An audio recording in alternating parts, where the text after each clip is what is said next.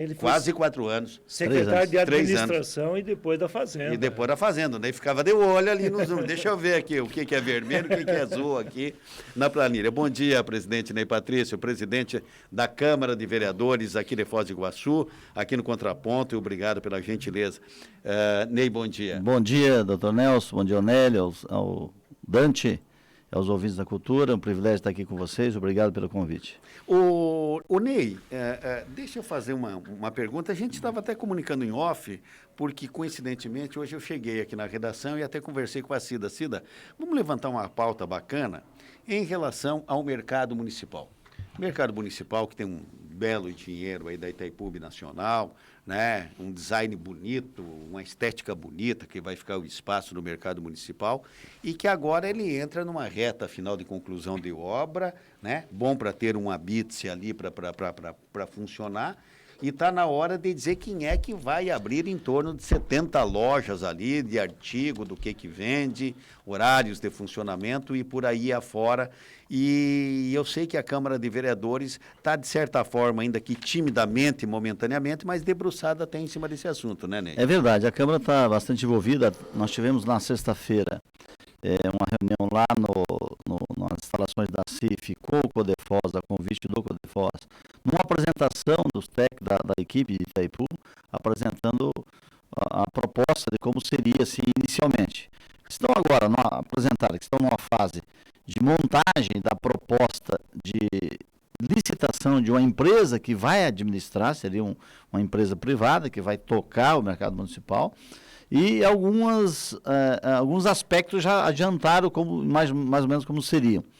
Na semana anterior, na própria semana, nós aprovamos na Câmara um pedido de audiência pública para debater exatamente os critérios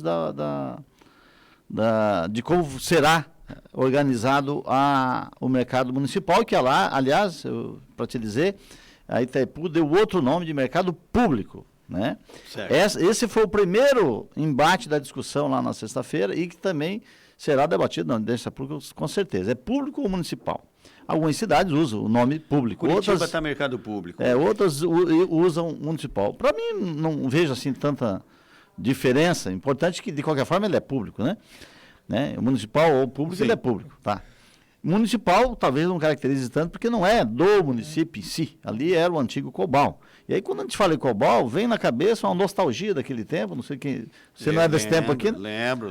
Que era um mercado que atendia o microprodutor, aquele que tem a produção familiar, né? E hoje talvez não caiba mais no modelo, na nossa evolução de hoje, com as... Não. É mais difícil.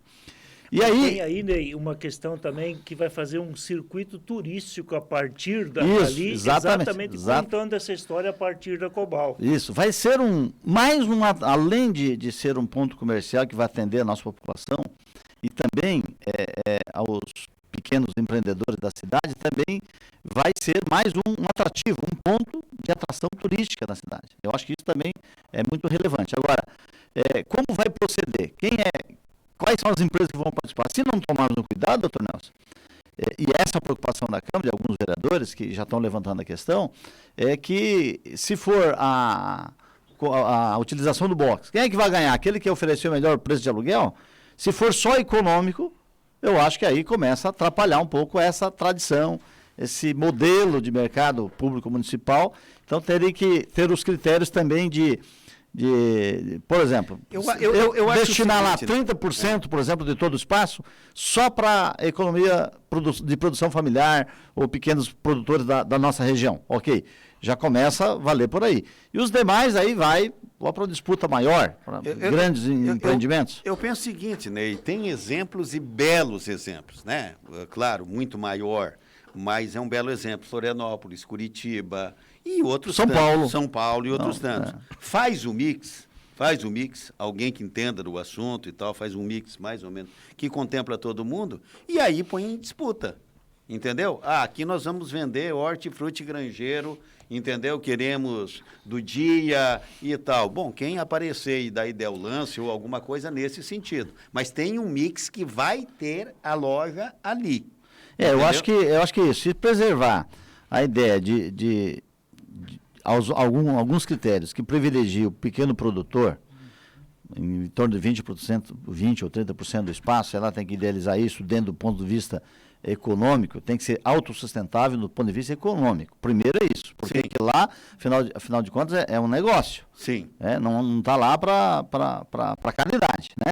A Itaipu não montou aquilo para uma caridade. O prédio é dela, a construção é dela, o investimento é todo da Itaipu.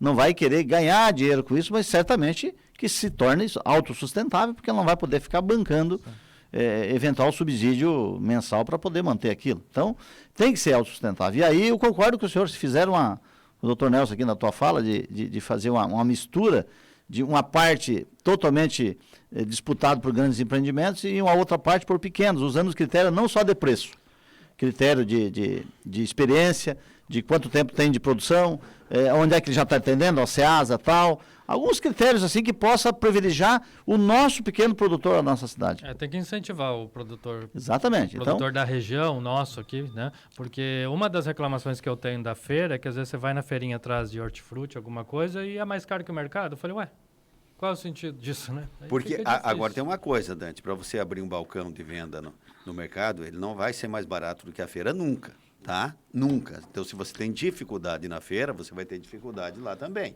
Mas o que eu quero dizer é o seguinte, é que esse tipo de negócio, e ele passa a ser uma atração turística, porque hoje você pega o seguinte, na gastronomia, aquilo que você quiser fazer de comida lá em Curitiba, você pode ir lá no mercado, que tem.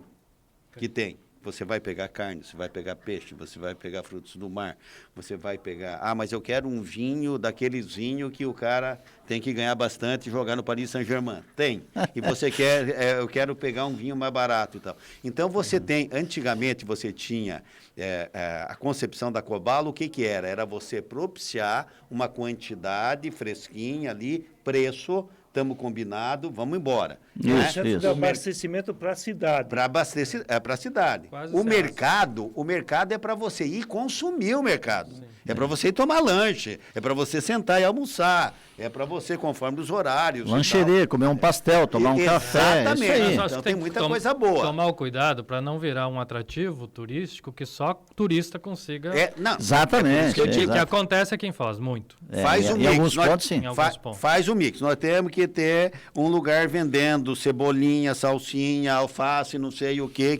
Uma alface que foi colhida no dia. Esse aqui vai ficar aqui por conta da água, os caras sabem fazer isso. É querer fazer. Agora, se começar também, Ney, de quem que é aquela loja ali? Aquela é do Nélio, daquela é do primo do Nélio, aquela é do Nelson, aquela é do tio dele. Aí já começa a ficar um pouquinho esquisito. Isso vai, a disputa vai definir. Então, essa empresa que eles estão levantando, a Itaipu está fazendo um cuidado muito grande nisso. Então, nós percebemos um grau de profissionalismo muito grande na equipe ao apresentar, ao falar de cada número, a defender essas teses que nós estamos falando aqui. Foi defendido, a tua fala lá foi levantada lá também.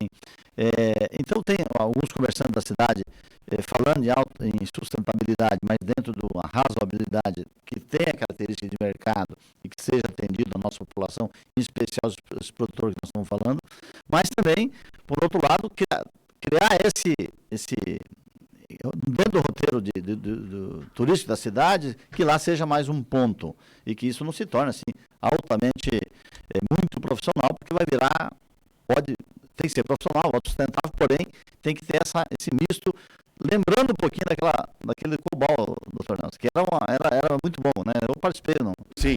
Deixa eu jogar um pouco de luz nessa questão do ponto turístico. Não é só o mercado virar ponto turístico. A Itaipu está montado um projeto a partir do mercado. Vai ter a recomposição de uma casa da Vila A do jeito que era quando da construção. Exatamente. Vai mostrar todo o esquema, como é que era a Vila C, Vila B. Então, vai contar a história da Cobal, do que virou o mercado e fazer um circuito turístico por ali. E as pessoas... O João do Morumbi, só um minutinho, presidente. O João do Morumbi está dizendo que o mercado tem que ser dos feirantes primeiramente. Também, João. Não só. A concepção não é. Também dos feirantes. Tá? Aliás, começa por eles. A concepção não é a feira livre. Porque Exatamente. se for para fazer uma feira livre, coberta, não sei o que dá para fazer. Aí você faz 4, 5 pontos e vai fazer dessa forma. A feira livre, ela já é até mais informal, exatamente para propiciar um número maior, não ser diariamente. Mais barato e mais tal. barato, né? Mais ágil e tal. O mercado é outra concepção. Né? Você não tem na banca da feira raríssimos os lugares que você tem uma cadeira para sentar. Exato. Entendeu? Não é a questão do mercado municipal. É um lugar de passagem, né? Exatamente. O Ney, o Refis, você que entende bem da matéria, há cerca de 2, 3 meses estava dizendo que a partir de agora, mais ou menos julho, começa então... Já começou? Já começou? Já começou o Refis. A quantas anda? Olha, veja bem, o Refis é uma proposta que nós fizemos, e inclusive proposta lá de campanha, um dos itens da retomada econômica, que nós acreditávamos que lá por volta de março, fevereiro, março, aliás, um pouco antes, e que a cidade realmente estava retomando, e daí veio aquela terceira onda e acabou com a gente. Mas, de qualquer forma, ele precisava ser feito. Geralmente o Refis vem lá por setembro, outubro, agosto, por aí, mais no final de ano, eu solicitei ao prefeito, ele atendeu, pensando nessa questão de retomada e facilitar a vida do povo para ir pagar seus débitos, que na pandemia foi muito difícil, lá atrás, né? E as pessoas não é que não querem pagar, ninguém gosta de pagar imposto, né? Mas quando tem, ele quer pagar em dia, ele não quer deixar de pagar, né? Tendo condição que ela pagar, ele não tinha essa condição. Então, muito mais justo do que você parcelar, você dar um desconto do juro e multa e não do principal. É muito importante lembrar isso, porque muitos falam assim, doutor Nelson, olha, vou deixar tudo atrasado mesmo, de IPTU, não vou pagar esse ano esse IPTU, que daqui a pouco tem um Refis aí que vai me dar mais desconto que eu tenho hoje. Mentira, não é verdade. É uma falsa ilusão, porque o desconto do pagamento do IPTU à vista, ele te dá um desconto diretamente do principal. E o Refis te dá desconto do juro e multa, não da correção. Né? Então, você vai ter que, sempre que você não pagar o tributo, no mínimo, pelo Refis, você vai pagar o principal e a correção. E o juro e multa tem um desconto gradativo de acordo com a parcela ou à vista. Então, nós propusemos para o prefeito, ele mandou em maio, aprovamos, já está vigente. O primeiro vencimento do Refis à vista é 31 de agosto, o segundo, com 100% de desconto do juro e multa até 31 de agosto. Final de outubro é o segundo vencimento daí com 95% de desconto de juro e multa e juro. E 20 de dezembro, quando se encerra totalmente o Refis, acaba ali, é o último prazo para 90% de desconto de juro e multa para pagamento à vista. Porém, eu não quero pagar à vista, não tenho como, posso parcelar. Daqui até 20 de dezembro, pode pedir parcelamento com desconto gradativo e gradual de acordo com o número de parcelas. Eu só posso pagar em 3. Quanto eu vou ter por cento de desconto? 85%. Eu quero pagar em 12, 80, agora não me lembro as tabelas, lá tem é progressivo. Progressivo invertido, né? Na medida que ele tem mais, que ele quer parcelar em maior número de parcelas, menor é o desconto do juro e multa, né? Bem assim que está o Refis. Só que ele previa até 36 parcelas, doutor Nelson. E aí, eu sei que muita gente, nós enxergando algumas reclamações do Refis e tal, eu conversei com o pessoal da Fazenda para a gente dar uma esticada nisso. Eu fiz um projeto de lei daí, de minha autoria, pedindo, e que vai entrar em discussão amanhã, na primeira discussão, para 60 vezes os créditos tributários, que é ISS, TBI, PTU, taxas e multas, né? Outras penalidades. E os não tributários, esticamos um pouco mais. Porque o não tributário é aquele ressarcimento para o erário público, é um parcelamento de um imóvel vendido lá do município para um cidadão ou pessoa jurídica. Isso tanto faz, física ou jurídica. Então, para todos esses tributos aí, os tributários e não tributários. E aí, esticamos um pouco mais para 120 vezes. Por isso que nós estamos dando uma trégua para as pessoas, para o cidadão. E aí, pensando bem, doutor Nós, muito mais, Inélio, no pequeno empreendedor, que tem uma dificuldade maior agora de se restabelecer, de buscar, passar esse... Até 120 vezes? O não tributário. E os tributários até 60. Ah, entendi. Certo?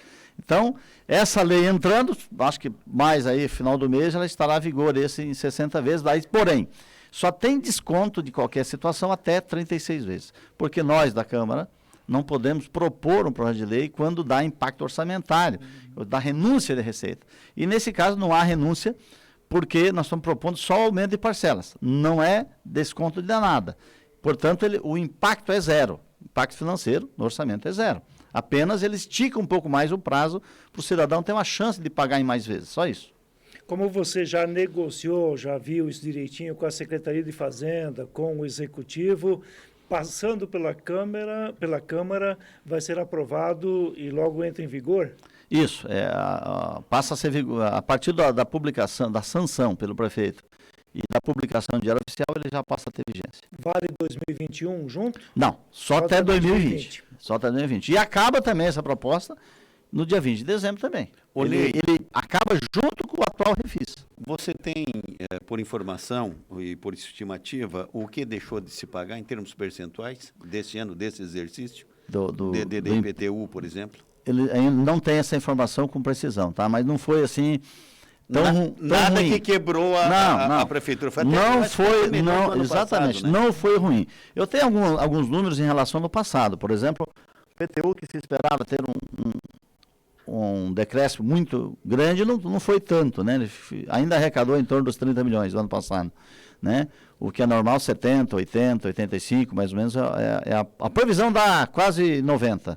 Se arrecadou 60, 70, né? O que não baixou, o que manteve a média e aumentou um pouquinho foi o ITBI. Esse é um tributo que está... Por quê? As transações imobiliárias não pararam. No meio da pandemia, pelo contrário, houve um pouco mais. Aquele aproveitamento das galinhas doentes ou mortas, né? E aí houve uma movimentação maior de imóveis, né? Então, o ITBI realmente foi uma arrecadação muito boa, não baixou. O IPTU ele teve um decréscimo, mas nem tanto. O que caiu mesmo foi o ISS do ano passado, né? Por conta do fechamento dos grandes serviços e que a cidade dependia em função do turismo, né? O turismo, o reflexo dela, tinha muita empresa de serviço que pararam. Os transportistas, os eventos e assim por diante, né? A própria tarifa de hospedagem baixou muito, os atrativos, né? Por conta disso, o IPTU baixou, o ISS, ele teve uma queda brusca, né? Caiu muito o ISS no ano passado. A construção civil colabora com muito, Ney, no orçamento do município? A construção civil, em termos de ISS, nem tanto, mas dos produtos que ela adquire para aplicar na construção civil, tem muitos produtos que têm muito valor agregado do ICMS, tá? Valor adicionado. Isso é importante para a cidade. Mas quando se consome e o produto é mais comprado aqui, quando você vai trazer de compra lá da cidade, vai gerar lá para o município que foi comprado, não daqui, né? Então, o valor adicionado é muito importante para a cidade, em especial aquele que é industrializado aqui. Porque a gente conversou com o Paulo Pucinelli aqui, e o próprio Paulo, inclusive, disse o seguinte: olha, tá aquecido, o mercado está aquecido. Olha, eu concordo com o senhor que a construção civil ela é um grande termômetro, um grande reflexo, e reflete mesmo na economia no geral, não em função do tributo exatamente, mas a força econômica que a construção civil gera na cidade, isso sim, isso é bastante positivo para a cidade. Antes de eu terminar com a pergunta aqui do Nélio, o senhor Agenor Miranda está na linha. Bom dia, senhor Agenor. Bom dia. Diga lá, meu amigo. Eu queria só fazer uma pergunta para o Ney. Pois não? Fica à vontade. Eu pagava IPTU, né, 2018, era 2.000, né? E daí, dali para cá, ele foi aumentando, hoje está em 7.000. E a minha profissão é uma profissão que está em extinção, a gente está numa falência total. E eu tenho uma aposentadoria de salário mínimo e eu não sei o que eu vou fazer nessa situação. Se quero pedir para o Ney se a Câmara vai rever essa situação da gente. Seu Agenor, o senhor diz o seguinte: eu pagava 2.000 do que o senhor pagava? IPTU. Ah, de IPTU. De IPTU de onde? Do seu ponto comercial? É aqui onde eu moro, né? Minha propriedade, única propriedade que eu tenho. O senhor mora hoje aí... Está em 7.000. E tem uma portinhola aí que o senhor exerce a sua profissão, né? Estou fechando, tá em extinção esse ramo, está uma falência total e eu não tenho outra arrecadação, só tenho, ganho o salário mínimo de de aposentadoria. Só. Certo. Não, mas realmente é de 2018 Olha, para cá. ô Genor, bom dia, tudo Bom bem? dia. Seu Genor, há algum erro nisso? Acho que falhou, houve uma falha. Não, é que o Nélio baixou o retorno aqui. Há algum erro nisso, seu Agenor? Ou então houve uma correção do seu cadastro, do cadastro do seu imóvel. Pode ser que lá atrás não tenha, por exemplo, a edificação não esteja totalmente, por algum motivo houve uma medição do seu imóvel e foi acrescido. Mas de tá? 300%, né? Pode ser, tem muitos imóveis que não estão lá cadastrados, ele vai lá e regulariza, pode ser isso. O imóvel não está regularizado apenas na prefeitura, está lá só o imóvel pequeno, ele fez ampliação, reformou, ampliou, e aí a base aumentou. Então pode ter sido isso aí. Mas o seu caso, seu Genor, merece um reparo, uma olhada com um olhar mais clínico em cima de você, para entender o que houve. Ó, veja bem, vocês sabem aqui na bancada, o IPTU o que é?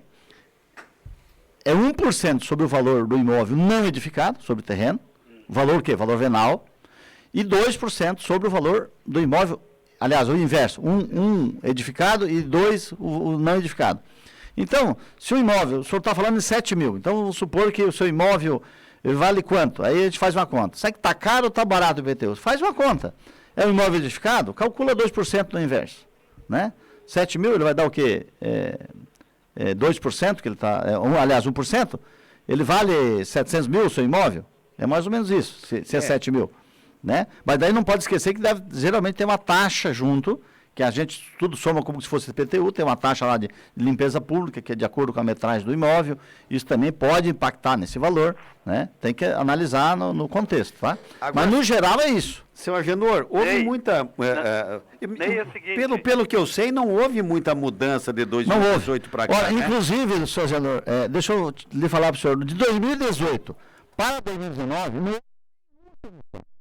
Porque naquele momento a aplicação da correção do valor venal de cada imóvel, que tem a incidência de 1% ou 2%, o IGPM, que era o indicador que regulava isso anualmente, ele tinha dado negativo. Portanto, foi zero de aplicação de correção 2019 para 2018 para 2019. 2019 para 2020, sim, teve um significativo aumento, porque aí o IGPM ficou mais alto. Lembra que deu 10 e alguma coisinha? Eu estive aqui com você, doutor Nelson, debatendo isso, porque praticamente acumulou. E aí o prefeito brasileiro resolveu mandar para a Câmara um projeto de lei e mudou para o NPC, que realmente ficou mais estável. O NPC, ele acompanha mais a inflação além do tempo. Né? E o IGPM ele varia muito ou zero. Naquele ano houve zero de aumento de IPTU, ninguém pode reclamar que teve aumento. Se houve aumento, não é aumento de alíquota ou de correção, aumento de base, é diferente. Quando ele tem um terreno vazio, por exemplo, foi lá e construiu, aí edificou. Aquele imóvel ele passou a valer mais. Então a aplicação do 1% sobre o imóvel pode dar mais do que ele pagava. Isso pode ter acontecido. Né? Ney, eu preciso o seguinte, o que a Câmara poderia fazer nessa situação aí para a gente?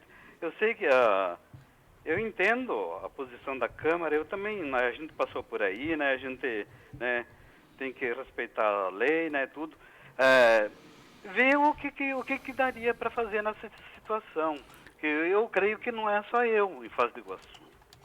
Eu agradeço, viu? Ok, seu Agenor, um abraço para o senhor, muito obrigado. Ouça sempre nós, seu Agenor.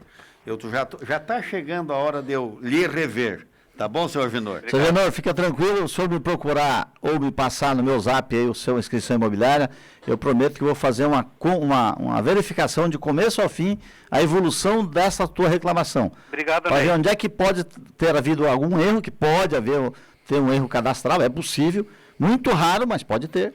Tá? E a gente pode pegar a sua orientação. Agora, quanto à contribuição da Câmara, a Câmara está contribuindo naquilo que for possível da sua competência. Sim. A exemplo da aplicação do Refis, agora desse aumento de parcelas para facilitar o pagamento das pessoas, né?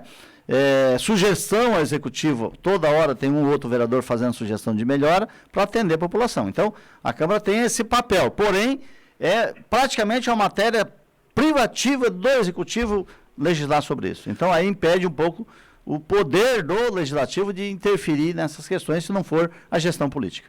A Paula Obrigado, Rios Ney. está dizendo o seguinte aqui, voltando um pouquinho naquele assunto que nós estávamos falando de mercado, meu abraço fraterno aí para o seu agendor, ela dizia assim, gostaria de deixar uma sugestão gastronômica para as nossas comidas e colônias aqui instaladas, que tivesse um box de culinária típica de cada etnia de nossa cidade. Lembro a feira, Fenartec. deixa eu ver aqui, gastronômica para as nossas comidas, que tivesse um box de culinária típica. Lembro a Feira das Nações, que era muito bom. Eu acho que era uma ótima opção. É uma bela de uma ideia e que vale a pena ser avaliada. Não sei se nós teremos, assim, consumo, mercado, né, demanda para todas as etnias, né? Agora, é Para claro, muitas tem. mas nós temos aí italiano, alemão, árabe, português, japonesa, chinesa, que vem... Ucraniano, nós temos um grupo ucraniano aqui em Foz. É, né? E na Tem. Fenartec juntava quantas etnias? Como é que Tinha é? O 9, 10, 11, 12, mais ou menos na Fenartec tinha. O ucraniano é o polaco arrependido ou o polaco que é o ucraniano arrependido? Eu sempre... isso lá em Curitiba dá uma Ó, briga. Tava bem, hein? se estão de faca, eles puxam faca lá. A Ana Maria Alves Monteiro diz, bom dia, sou de Flores da Cunha. Epa. Opa, lugar lindo, Serra cara. Gaúcha. Serra Gaúcha. Ela diz que é de Flores da Cunha, mas está ouvindo nós todos os dias, porque tem Que saudade bom. aqui de Foz do Iguaçu. Seu Onofre está dando um bom dia para nós aqui. E o Mauro Bandeira, teoricamente, no mercado municipal, deve ter algo assim da sugestão. E tem que ter sim, viu, Sim, Mauro? sim, É sim. verdade isso mesmo. Nélio, para terminar, porque Vamos lá. isso Tem porque duas. o Patrício veio com gás. Não, com gás, mas ele veio com pressa, tá? Ah, então tá legal. Senão nós ficamos até às 5 aqui com o Ney. E vale a pena, e vale a pena. Perfeito. Tem uma aqui para o vereador Ney Patrício e outra para o presidente da Câmara. O Mafaldo diz que mandou um pedido aí de um projeto de coleta de sangue na região central. Quer saber se tem andamento nisso. Não, coleta de sangue. É um Ponto projeto de para co- fazer coleta de sangue. Ponto no de centro coleta? Pra Ponto de exames. coleta. Ah, isso foi encaminhado, viu? É que a Câmara não tem a prerrogativa de legislar e determinar que faça isso. É uma sugestão por indicação que vai ao Executivo, o Executivo é que faz o estudo da viabilidade ou não. Tecnicamente, eu não sei responder isso porque não é minha área, né? Então, eu não sei te dizer se andou isso ou não. viável Posso checar isso, para o né? senhor, tá? É feito Mafalda. nas unidades de saúde, daí as unidades que atendem o centro.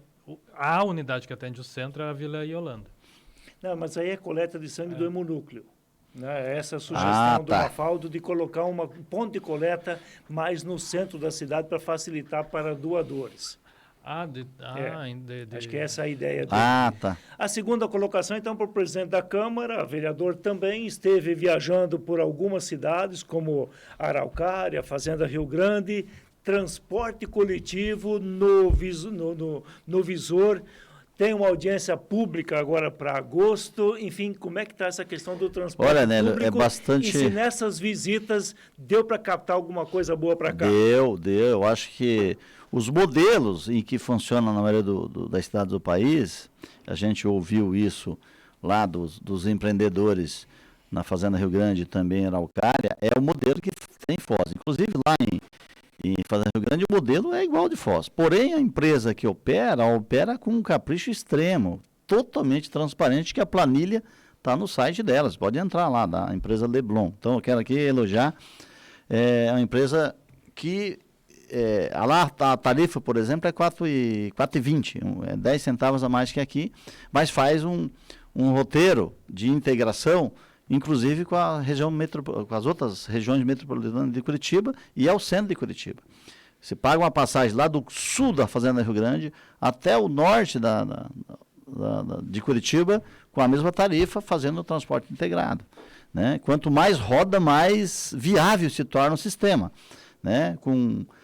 Totalmente superavitário o sistema de transporte, mesmo agora em pandemia, porém eles têm lá uma parte subsidiada pelo município, mesmo assim, você vê que mesmo a tarifa um pouco mais alta, eles têm em torno de 60 mil passageiros, 55, 60, hoje está tendo um pouco menos em função da pandemia, mas já começa a ter um sinal de retomada igual. Então é um modelo assim, igual ao nosso, porém com a parte subsidiada, né, senão a tarifa teria que ser um pouco maior, Lá foi subsidiado em função da redução da tarifa e não em função do custeio o que é diferente. Aqui o consórcio exige um subsídio do município e pleiteiam isso a todo instante, né? Mas buscando suplantar um suposto prejuízo que a gente não consegue enxergar a planilha qual que é a correta, né? A planilha que, inclusive, tem um órgão nacional, a gente acaba aprendendo isso, que regula isso e que confere. Todas as empresas são obrigadas a deixar a planilha lá publicamente, né? A própria empresa nos mostrou lá onde é que busca, onde é que está, cadê a planilha, e é totalmente planilha completinha, bem feita. Já na cidade de Araucária, o modelo é outro, é o modelo em que, inclusive, o prefeito Chico Brasileiro já pronunciou a intenção, achando que é o melhor modelo, que é o pagamento por quilômetro rodado. Eu também penso assim. E aí, quanto mais rodar, quanto mais atender o povo, mais barato fica o sistema. O subsídio do município aí passa a ser o próprio município a administração disso. Ele contrata tão somente a empresa para fazer o transporte. Mas quem dita as linhas, quem faz a tarifa é a prefeitura. E aí pode, inclusive, acontecer, como aconteceu lá em Araucária, reduziram a tarifa. Lá era 3,80, hoje paga 2,20. Você tem uma ideia que e fica autossustentável, porque o município não busca lá, e não é diferente que se fosse aqui, não busca lucro, não quer lucro, nem superávit, ela tem que igualar o sistema. Igualou, pagou as contas, zerou, é o suficiente. Porque Ney, em favor de quem, gente? Em benefício da população. O usuário é que está sofrendo cada vez mais. Então nós privilegiamos três pontos. Primeiro, o usuário, que não pode faltar o sistema, e por isso é um dos pontos de que não há rompimento do contrato imediato, porque vai causar uma falta de transporte imediato, até que recontrate, até que arrume uma solução para atender o cidadão que vai trabalhar, por exemplo, né? E segundo, o próprio trabalhador do transporte coletivo, ele tem que ser também, não pode acontecer o que está acontecendo, que as empresas não pagam em dia, pagam só a metade, não pagam a cesta básica, os direitos trabalhistas estão, de certa forma, prejudicados. E terceiro, né, o doutor Nelson, Nélios e Dante, o prejuízo eventual futuro que pode dar para o erário público municipal. Tem que garantir esse tripé. Esse tripé tem que ser garantido, né? Logicamente que tem daí não vou dizer o quarto tripé, que não tem tripé de 4, né? Mas o quarto item, que a empresa tem que se remunerar, ela tem que ganhar dinheiro, claro, ela está investindo, claro. Ela tem, para dar lucro? É para dar lucro, sim, certamente, sim. Mas um lucro real, um lucro verdadeiro, um lucro decente, não um lucro exploratório, aí não. Então é essa a ideia que nós estamos buscando, por isso que tem uma comissão especial da Câmara trabalhando nisso, com os vereadores, um deles foi comigo, que foi o Edivaldo. Inclusive eu fui acompanhar ele nessas diligências e podemos aprender muito com isso lá, as ideias que pode sugerir, já foi inclusive marcado na reunião com o prefeito, uma prévia já foi feita, vai ter uma outra em seguida para a gente ir avançando nisso, na medida em que a prefeitura acha um meio jurídico de rompimento com o atual contrato, que é totalmente leonino, em desfavor em especial da população, porque lá atrás, quando fizeram esse contrato, podia ser que naquele momento, naquele modelo, naquele quadro econômico e, vamos dizer, populacional, ele fosse adequado. Para hoje já não serve mais. Por isso, doutor Nelson, que os contratos não podem, por mais que sejam longínquos, ele não pode, não prevê uma flexibilidade, uma alteração, um aditivo de algumas coisas, de alguns itens que o poder público possa se adequando, já que as coisas vão evoluindo muito rápido, uma velocidade enorme, e a população, o poder público precisa se adequando o contrato. Hoje ele não deixa, o atual contrato não deixa o prefeito mexer em muita coisa não, porque ele está amarrado, né? E nós temos que rever isso também, a exemplo também do contrato do parque, outras concessões, a outra concessão que é leonina do pedágio, tudo isso, por mais que seja de longo prazo, para que se possa ser sustentável para o empreendedor, que ele está investindo, ele tem que ter retorno. Não discordamos disso.